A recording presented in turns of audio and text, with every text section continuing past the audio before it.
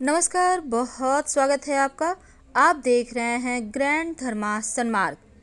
हिंदू धर्म में मोर पंख का बहुत महत्व है और मोर पंख न केवल भगवान श्री कृष्ण को प्रिय है बल्कि माँ सरस्वती, माँ लक्ष्मी, भगवान कार्तिकेय, गणेश जी महाराज, भगवान शिव और साथ ही श्री हनुमान जी को भी पसंद है। तो हिंदू शास्त्र में मोर पंख रखना बहुत शुभ माना जाता है। मोर पंख कुछ लोग घरों में सजाने के लिए इस्तेमाल करते हैं तो कोई अपनी किताबों में रखता है। लेकिन क्या आपको पता है मोर पंख आपके घर के वास्तु दोष को भी ठीक करता है और ग्रहों की पीड़ाओं से मुक्ति भी दिलाता है। भगवान श्री कृष्ण के माथे पर सजाया जाने वाला मोर पंख जितना खूबसूरत दिखता है उससे कहीं ज़्यादा प्रभावशाली है, क्योंकि इनके बिना तो भगवान श्री कृष्ण जी का श्रृंगार ही अधूरा है, उनका पूजन ही अधूरा है। घर में मोर पंख रखने से बुरी शक्तियों का नाश होता है।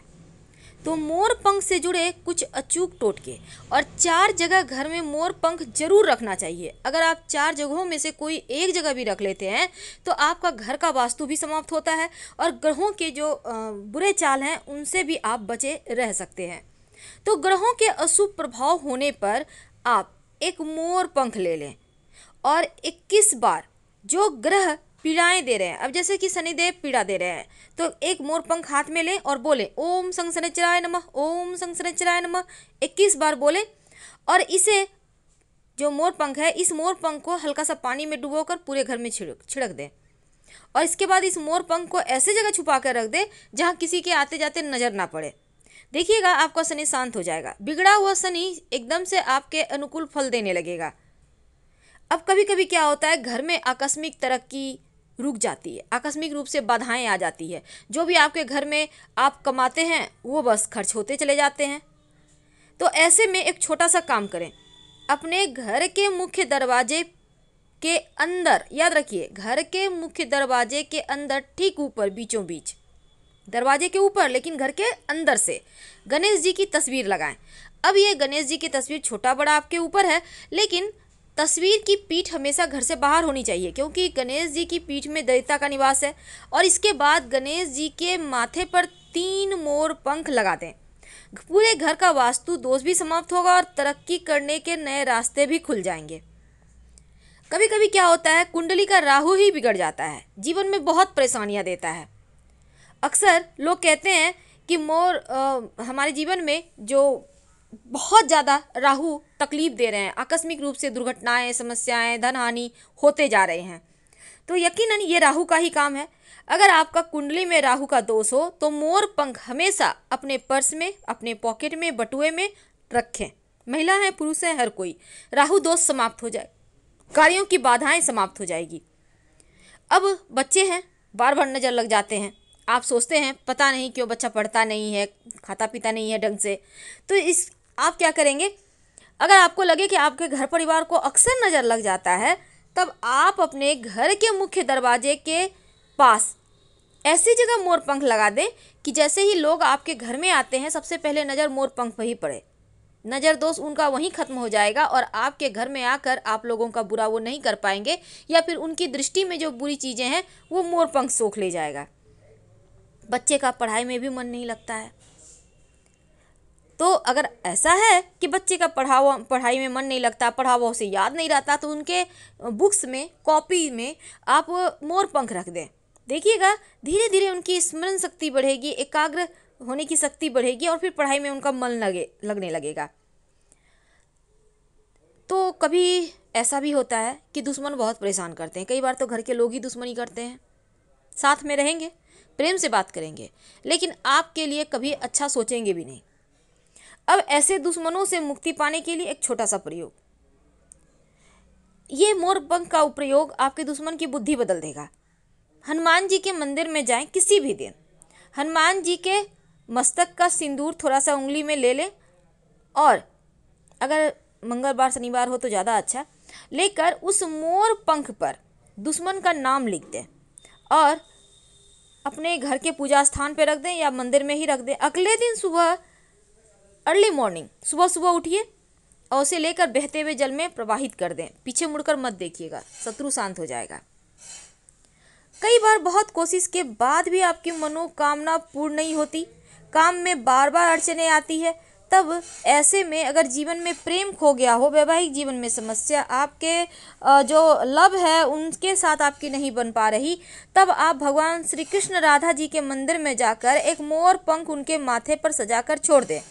40 दिनों तक वहीं पर रहने दें और 40वें दिन आप वो मोर पंख लाकर अपने बेडरूम में रख लें। प्रेम बढ़ेगा, खुशियाँ बढ़ेगी। जो पति पत्नी में अनबन है वो अपने घर के बेडरूम में पूरब या दक्षिण पूरब दिशा में मोर पंख रखिए, या फिर दीवार में मोर पंख आप लगा दें, या फिर मोर पंख का पंखा लाकर आप अपने घर में सजा दें। ये उपाय करने से आपके रिश्तों की मुश्किलें दूर होती हैं। अगर आपके छोटे बच्चे हैं, बार बार नज़र लगते हैं, तो उनके तकिए के कवर में मोर पंख डाल दें, उनके तकिए के नीचे मोर पंख डाल दें, उनके बेड के नीचे मोर पंख डाल दें।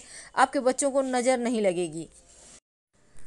चूँकि मोर का संबंध सुंदरता और खुशहाली से है, इसीलिए घर के लिविंग एरिया में, यानी जहाँ आप हमेशा बैठते हैं, यहाँ पर नृत्य करता हुआ एक मोर की पेंटिंग लगाएं, तस्वीर लगाएं, तो घर में, चूँकि मोर पंख लक्ष्मी, सौभाग्य, खुशहाली, धन धान्य और संपन्नता के लिए पूजनीय है, और मोर के पंखों का प्रयोग माँ लक्ष्मी की इन्हीं विशेषताओं को हासिल करने के लिए किया जाता है। तो मोर पंख को अगर आप बांसुरी के साथ घर में रखें भगवान श्री कृष्ण के पास, तो तस्वीर ये जो आप रख देते हैं उनकी तस्वीर के पास, तो रिश्तों में प्रेम बढ़ता है, सुख बढ़ता है, सौभाग्य बढ़ता है, खुशहाली आती है। मोर पंख जितना खूबसूरत दिखता है ना, उतने ही काम का है। अगर ग्रहों का अशुभ प्रभाव ज़्यादा परेशान करे, तब आप प्रयोग मोर पंख का जरूर कीजिएगा। वैसे तो हर धर्म में मोर पंख का इस्तेमाल करने का विधान है, और मोर पंख का टोटका दुश्मनों को, जो वो आपके ऊपर परेशानी डाले हुए हैं या आपके जीवन में परेशानियां क्रिएट करते हैं, तो वो खुद ही अपने जाल में फंस जाएंगे।